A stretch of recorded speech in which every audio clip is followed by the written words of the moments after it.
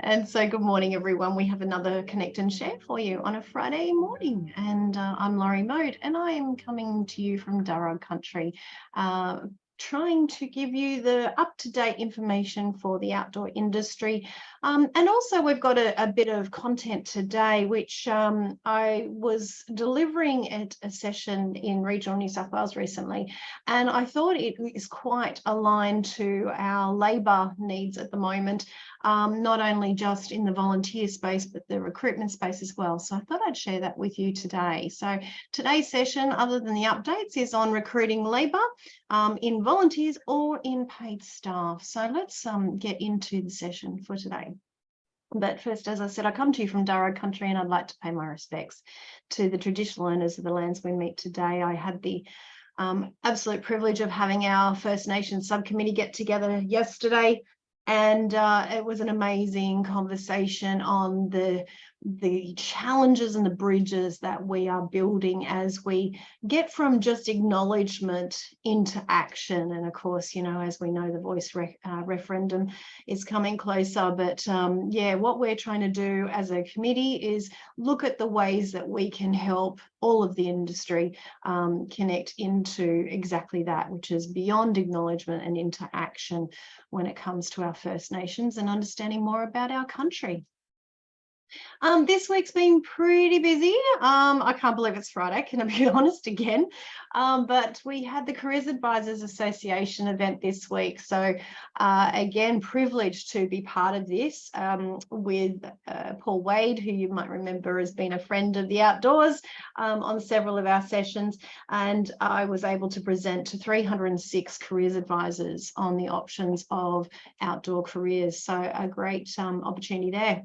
And credit to Ms. Helen Cooper, who is also with us today, because we became finalists in the PLA Awards for this year. So the Active Outdoor Kids program, which is her baby, has been acknowledged for all the work that it's doing for kids in regional communities that have suffered through some of the biggest challenges in climate sense, and building resilience with these kids through outdoor active recreation. So great news there, well done. Okay, a couple of surveys that I really need your attention on. If you haven't already filled these out, certainly the labour needs one is crucial to help us with pulling together a labour agreement that the Department of Immigration can look at and see if it can satisfy our needs in getting labour from overseas. So you might remember this conversation, but if you haven't filled out that survey, I would love you to, because the data that we collect from this just goes into supporting this labour agreement and obviously the content within it. The second survey, which you might have seen in your newsletter recently, is around nature therapy. So understanding more about this area of growth in our sector and how we could actually work with health in this area. As someone said to me, why do we have prescription benefits in medicines, but we don't have benefits when you are being treated in nature therapy? So more and more we're understanding about nature therapy through this report, which Macquarie University is helping us with. So we'd love your thoughts to help drive some of that content and understanding from the industry. A reminder, this grant is closing. It's coming up very quick. I think it's only got a couple of weeks left. So if you are in the market for a little $250,000, this grant could be for you. And it is about a matching dollar for dollar grant to boost nature-based tourism. So if you are looking to add to your facility, anything that you need to add value to your nature-based experience, you can apply up to $250,000 through Destination New South Wales. Reminder to all the members that you do have access to our website to list your business, list your event, and hopefully very soon list your jobs as well. Although, as everyone knows, we are supporting your jobs through the work outdoors platforms in social media, and very soon we'll be able to promote that on our website as well. But if you are a member, you have your login to our website, you can add your content and we will be able to share that to all the visitors of our website. Again, we've spoken about this previously, but it's really important that we need to remind everyone about the Domestic Commercial Vessels Program.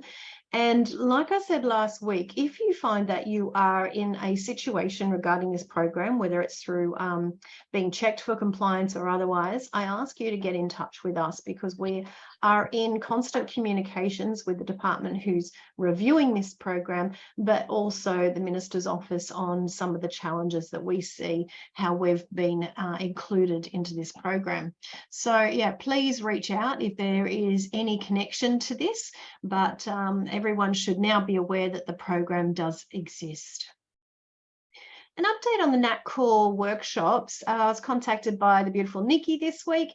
The website is now live, so they've had some challenges with the registrations to date, but they now have the right website there for you. You can see it on screen, and that will enable you to get through and register for their workshops, which are coming up in July, if it's of something of interest for you.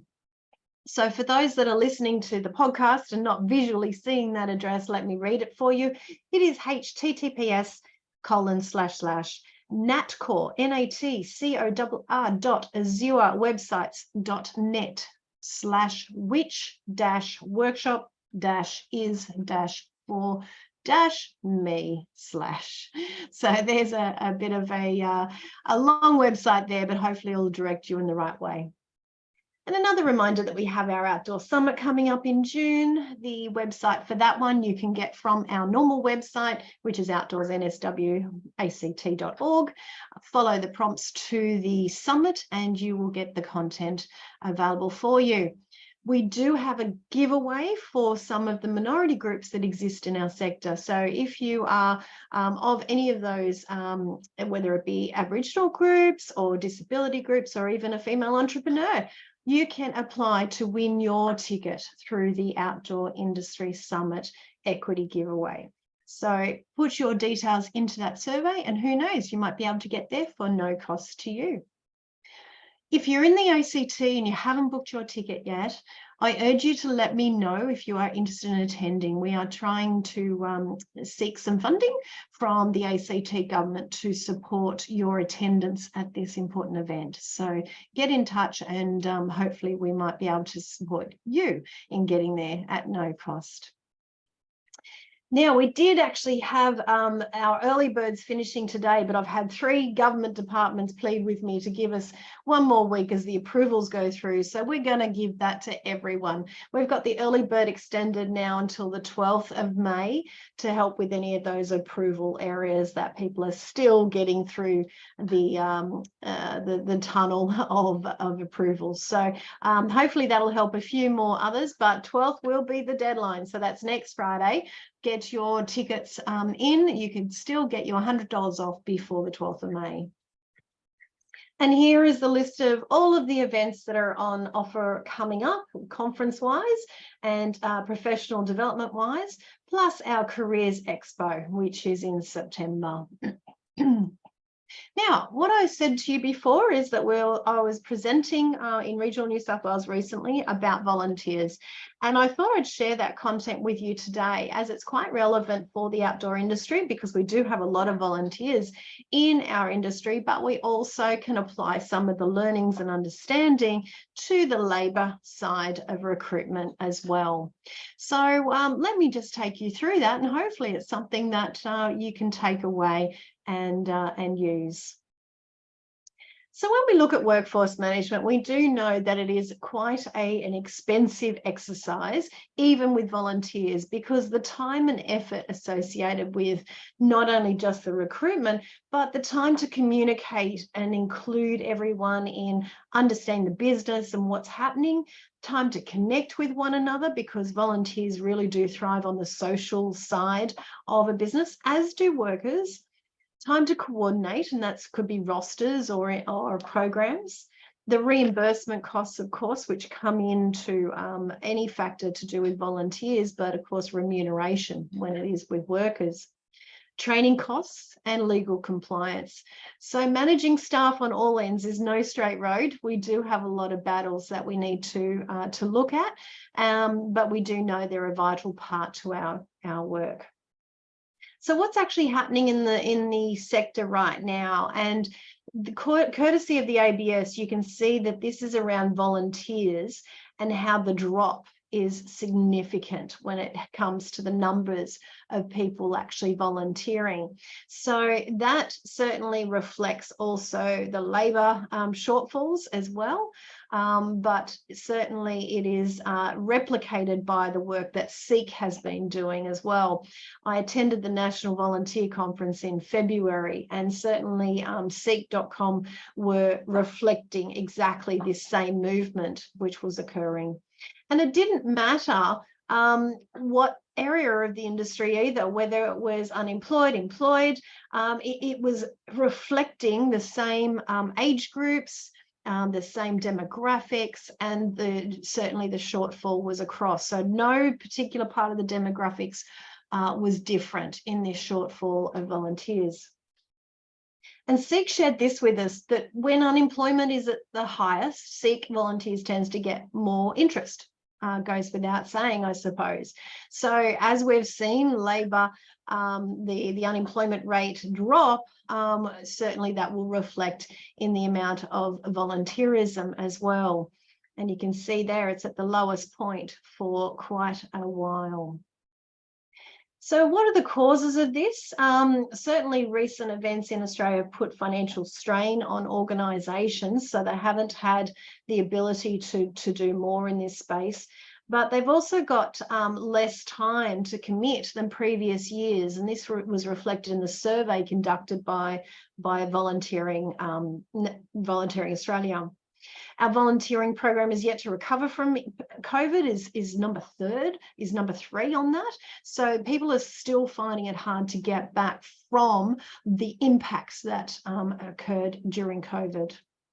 And the fourth one there is we're able to engage effectively with government and policymakers. So it's still trying to get that commitment from funders and supporters to drive more volunteerism.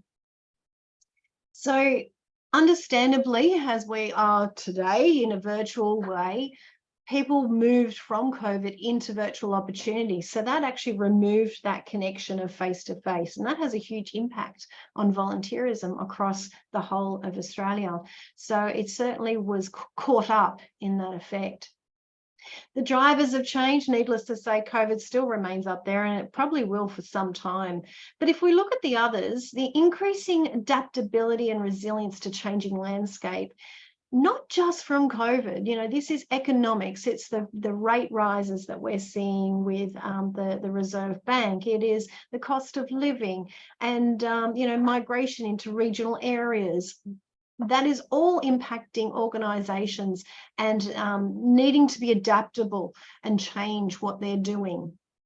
The shifts in volunteering rates and styles was certainly a driver for change, as well as demographic and population changes. So it's all telling a pretty horrific story there, but there is hope. So why is this happening? I think we've covered a little bit of this, but busier lifestyles, we're often busy with work and commitments. The work-life balance really did take a new meaning since COVID. So people are actually looking at that work-life balance and prioritising more time with the family, but also work is becoming harder and time-consuming. The economic factors, which we've mentioned. Changing attitudes towards volunteering was an interesting one, because younger generations don't see volunteering in the same light that the older generations do. They do want to volunteer, and we'll go into that in a little bit, but it's a very different look and a different commitment style to what the older demographics have. So if you are working with volunteers and you do have a lot of that older demographic and you want some of that younger demographic, there is a lot of change that you have to make in your activities to be applicable. And then the changing in volunteer expectations is also a factor. What traditional volunteer opportunities have done in fulfilling oneself sometimes is not really the priority for the volunteers of today. And of course, COVID. I swear that's the last time I'll mention COVID. All right, so I think we've all seen this quote, but this is a factor that is coming into everything that we do in business today, and that is around the pace of change. Has never been this fast, but one key thing, it's never going to be this slow again. It is going to continue. So how do we be adaptable and change? And it's about getting information, and hopefully through Outdoors New South Wales ACT, we can help provide some of that education and awareness of what needs to change to help you.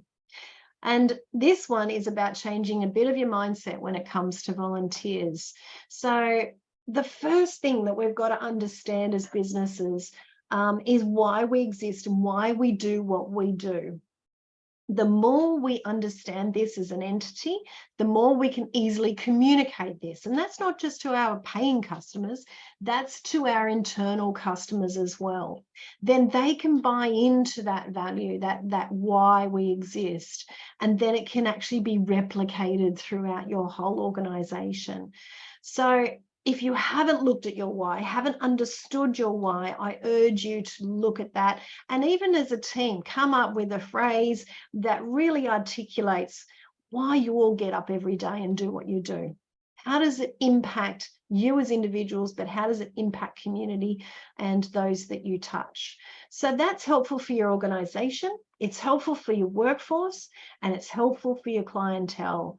And certainly there's been organizations out there that haven't done this. These organizations on screen really didn't understand their why, because guess what? They don't exist today. And if they did understand their why, they would have actually adapted with time and change as barriers kept throwing up at them, but they didn't. So we don't see these companies anymore, but what we do see is these companies. So some examples here, they may not have started the way you see them today, but certainly the one thing that is very clear with these guys is they articulated why they existed, and they were able to move and change with their time. So it was an adaptation to what the market was wanting, but they still stood by what they did and why they did it. So Patrick Lencioni, if anyone knows that name, he wrote a wonderful book, and he talks about the playbook. The playbook is the easy access strategy for any business to really get a handle on what they need to do short-term and long-term for the impact, and particularly around, why they exist. So I urge people to look at this as organizations and reflect on these questions to come up with your own playbook, because it's an easy mechanism that can certainly share what you do every day with anyone that you interact with.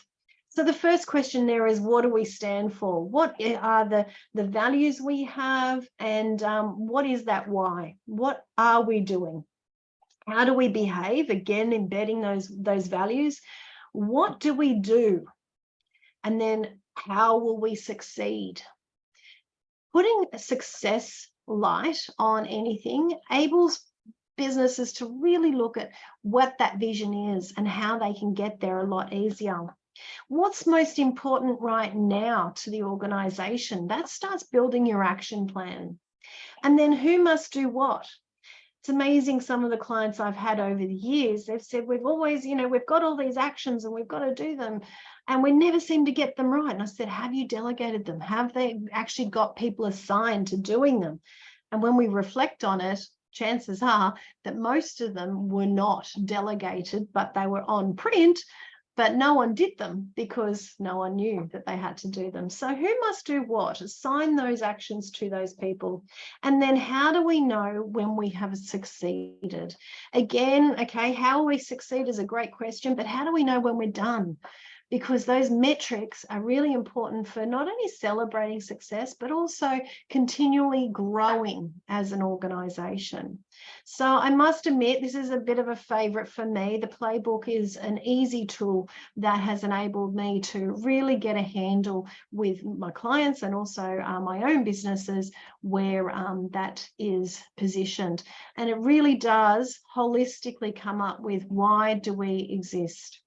This is the Outdoors New South Wales and ACT playbook. So you can see how easy it is to have a 2-page document that is available as a direction for the organisation. And internal or external, it is an amazing tool. So as you can see there, our vision is to lead a thriving outdoor industry that creates healthier communities. That's why we get up every day. That's why we have these Connect and Shares to support our industry to continue to thrive. Okay, so how do we communicate? I put in the 7 Ps of which now exist under our marketing. If for those that have done the course, with marketing, you would have remembered there might have been 4 Ps. There's now 7 Ps, which is really great because it looks at all the different elements over the years that really does impact how you communicate. And whether that's through advertising and promotion or to get volunteers and staff. Okay, so it's still a marketing exercise. So let's have a look. First, the first P in the Ps is place. So how do you show your why in your location and where you conduct services, or everywhere your customer sees you? By showing your why in your place enables people to resonate with what you do every day. And as you recruit, as you get people on board, they actually feel that. They're not only just seeing it in a job description, they're feeling that as they are part of your organization. The second P is your people. So your people must be able to communicate your why, stand for your why, and believe in it. And again, that goes for paid and non-paid workforce. So how are you giving them the tools to be able to talk up your why? It is such a powerful tool. The third one's promotion, and this is where your values need to be communicated for your customers. Get your message across quickly and efficiently. Your fourth is your product, and the one that a lot of people forget, because your product is what you do every day. But it's amazing how many people don't embed their feeling of why they exist in their product. How do you show through your product that that is your why? Price, needless to say, your price is what you sell, and it must connect to your customers with ease. But how does that also support your why? As an example, if you're about value and you have a price tag that is above any expectation of any competitor and you're not offering the same value as others, then you're not in fitting with your why. Processes are one thing that is continually challenging for small businesses particularly, but the ease of transaction, the ease of interaction with your organization, the ease of recruitment of your volunteers or your staff is part of your processes. Understanding what community want from that, but also embedding, why you're doing what you're doing into those processes as well. And partnerships, probably my most favorite one, where leveraging partnerships is such a great mechanism to get wider voice, wider commitment. So if you have articulated your why well, who else in the market has a why that connects with yours? How can you work together to get a continual focus on what you do every day? So that could be some tips there. If any of them resonate with you now, obviously take them away and start working on them. But this resource will be available in your membership portal after this session. So now let's look at it from the volunteer side of things, or as we said, the workforce side of things. The secret to any success is combining the needs of the individual with your needs as a business and what skill sets you have that you need filled, but then what is your organization's needs overall. And once you find that sweet spot in the middle, that's where you can get really good staff and volunteers to meet that area. So the first rule of any organization's success is certainly knowing your customers. And this is referring to the customer, which is the volunteer or the staff member. It's your internal customers. Your internal customers help you build your product for external customers. So get to know them really well. Ask them the questions that you need to know to help you get better results. So from a volunteer perspective, of course, that looks like, why do they volunteer? What are their competing priorities when it comes to volunteer? And that could be in time or energy or any of the other factors that come into their life. But what do they like doing the most? Important question, because people think that, once you've got a volunteer, here's a list of stuff that I can give them and they can go do it. If you have a volunteer that doesn't like half of the stuff that you've assigned them, you're not going to get the productivity from that person or probably long-term commitment from that person. Same goes with staff. Okay, staff are a little bit different because we're remunerating them financially as well. So there's an added benefit for them to do some of the things that they really don't want to do. But how do you work with your staff to make sure that you've got that nice balance of what they enjoy doing as well? What do they want to achieve while at work? What are the volunteers there for? And what do they want to go home with? And what makes them happy? So why do people generally volunteer? Well, according to Volunteering Australia, it's associated with a better life satisfaction. It's about happiness, self-esteem, perceived mental health, and volunteering can play a really strong role for people in a mental health recovery. Isolation is a big issue in the older demographics today, so volunteering could be a great mechanism to connect them with community. For the younger people, it's very, very different. So other research that has been out there is not only just about what Volunteering Australia's come up with, but it's about helping others. It's about personal growth, social connections, giving back to society, career development, and personal fulfillment. The ones that are coming up more than they ever have before is around personal growth and also this career development. And here's a tip. This is where the younger markets are starting to come through in the volunteering area. Those younger people are looking at volunteering opportunities to increase their resume, to increase the tools that they have in their toolkit for future career prospects. They're also looking at how they connect with others and also giving back.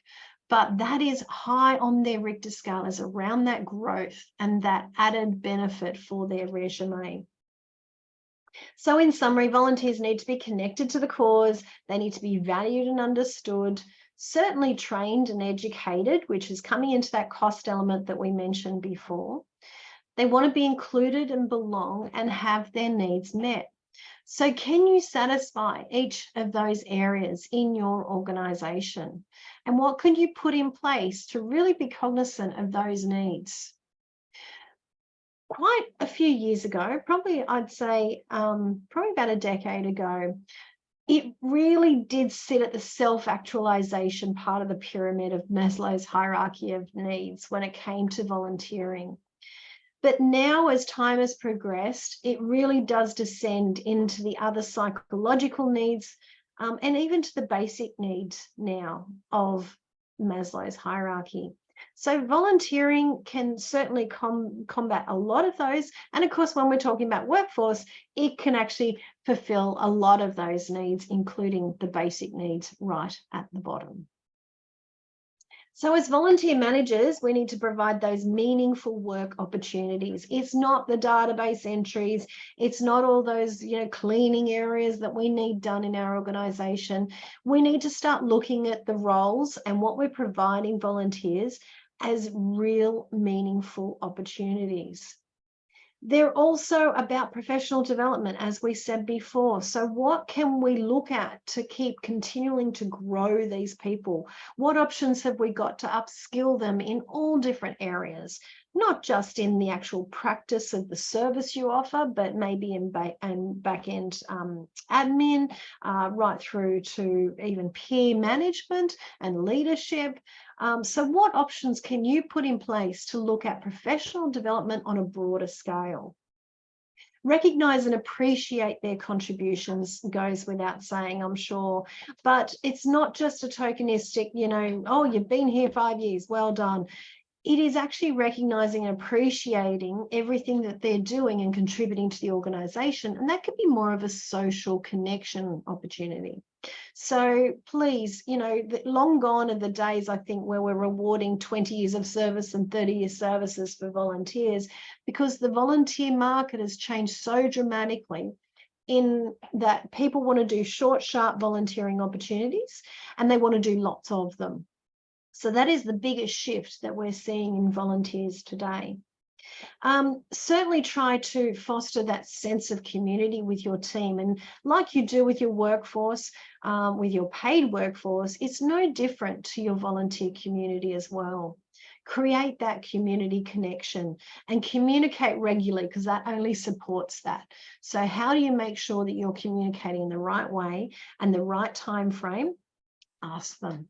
Need to understand what their needs are, as we said before, and provide those opportunities for great feedback. So, always ask the question about, okay, are we doing the right amount of feedback opportunities for you? Make sure that you're continually assisting them with making the opportunity better. So the tools. Okay, here we get to the nitty-gritty. What tools are available to support you in achieving these things? Okay, the first one is job descriptions. For those out there with volunteers, if you do not have a job description for the person that you're recruiting as a volunteer, go back and write one. This is their sense of achievement, this sense of responsibility. By having their job description articulated, not only sets the boundaries and security for you as a business, but gives them the insight into what their responsibility is. Similar to a paid position. You wouldn't give a paid staff member without a job description, so why not give a volunteer one as well? And this has produced a lot of benefits over and over with volunteers that have received job descriptions, because they can also see where they fit in the organisation. So an organisational chart accompanied with that would also be recommended. The second is your paperwork, of course, and that comes into your code of conducts and all your governance things to really understand, the boundaries, but make them feel included in what a normal employee would feel. So that paperwork is, again, important from an aspect of your own protection, but also to make them feel part of the team and that sense of responsibility again. Training and education. So this is a biggie. When we came to that what they need and the professional development need and that resume adding that they're seeking, how are we delivering that in the organization? And it doesn't have to be formal. It's totally informal, which is why they're going to a volunteer organization as opposed to a professional qualification or a TAFE, for example. So what can you offer them that is going to upskill them, provide them additional things that they can add to their resume? Feedback opportunities is your other tool. So how are you ensuring that they are connecting with you consistently and providing ongoing feedback so that they are involved in the business? Their responsibility outlined in their job description is certainly within their role, but it's very important with volunteers. You've got to make them feel part of that organisation. And these opportunities with feedback make them able to add to the business and provide ongoing support. And access.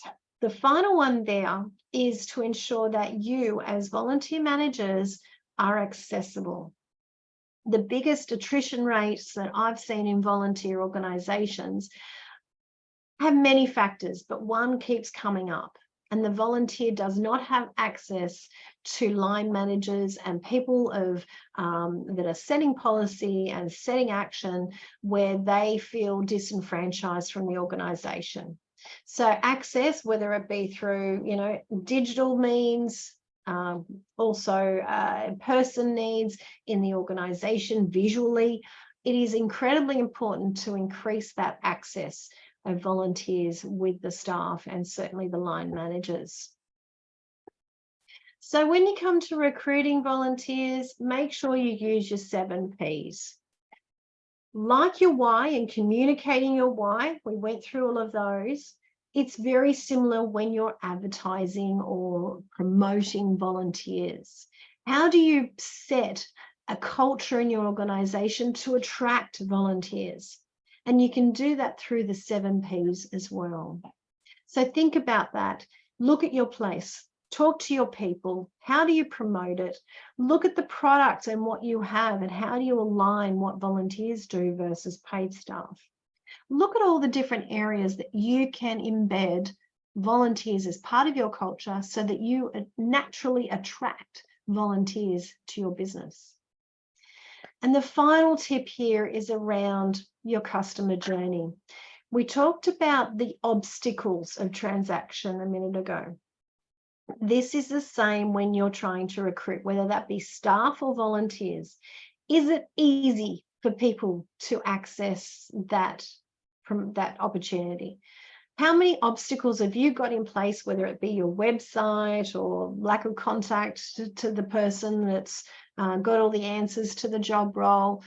Make sure the customer journey is as straight as possible, as quick as possible, as efficient as possible, with minimalist hoops to jump through. Because once you get them through that process quickly, and hopefully the processes you have can assess quickly, it makes it so much easier for your side and the volunteer side as well. We don't want to turn people away in this current climate. We want to increase them. So make it as easy as possible for these guys to access you. So here's your key success tips for helping recruit workers in the 2020s. So culture is more important than ever before, and that comes from your why. Embed your why. Your culture is important because people buy into culture. If it's not a fit for them, then they walk away.